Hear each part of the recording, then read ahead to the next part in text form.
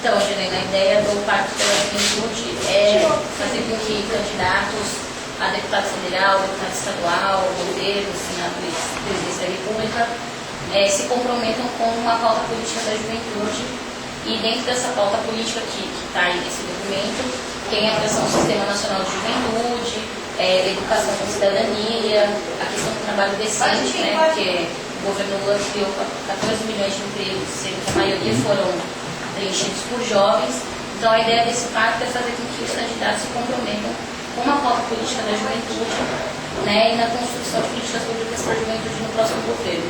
Muito bem, eu acho que esse compromisso político é importante, porque coloca a pauta da juventude dentro da agenda nacional do país. Eu assino esse pacto com o compromisso de lutar por essas bandeiras, por essas reivindicações no exercício do mandato.